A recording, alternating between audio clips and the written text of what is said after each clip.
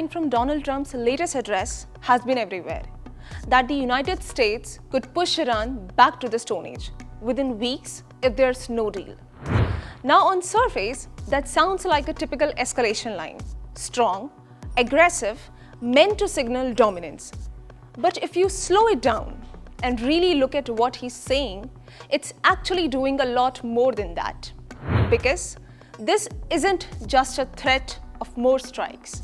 It's a threat against the functioning of the state itself. When you talk about pushing a country back to the Stone Age, you are not just talking about military targets anymore. You are talking about infrastructure, energy systems, oil networks, the part of a country that keeps daily life running. And that's important because it tells you something about how the war is being framed now. This is no longer just about hitting specific facilities. It's about creating enough pressure to force a decision. But here's where it gets more interesting. Because this speech wasn't only meant for Iran. It was also very closely meant for people back home in the United States.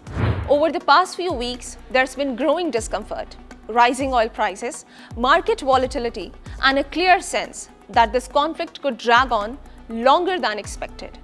And Trump seems aware of that. So alongside the threats, there's another message running through the speech, that this won't be another endless war, that the objectives have largely been achieved, and that the United States can step back quickly if needed. So, you have these two tracks running at the same time. On the one hand, escalation, on the other hand, reassurance. And holding those two together is not easy. Now shift to the other side, Tehran. Because if you listen on how Iran is responding, the picture looks very different. From their perspective, what Washington is calling a ceasefire doesn't really sound like a peace. It sounds like a set of demands. Limits on nuclear capability, restrictions on missiles, a rollback of regional influence, all while the pressure continues.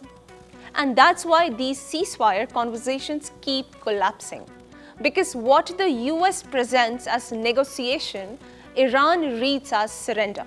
And once you see that gap, a lot of the stalemate starts to make sense. Which brings us back to the bigger question. What this speech actually signaled? Was it a step toward ending the war, or just another phase of it? The answer is probably somewhere in between.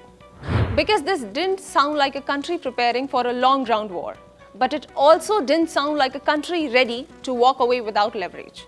What it sounded like was pressure, calculated pressure, the kind that tries to push the other side toward the negotiating table, but on terms that have already been shaped by force. And that's the tightrope here.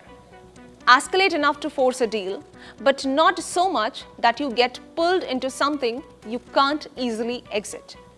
So when Trump says this war could end soon, it's worth asking what end really means. Because in conflicts like this, wars don't just end when the fighting slows down. They end when both sides feel they can live with the outcome, and right now, that still feels some distance away.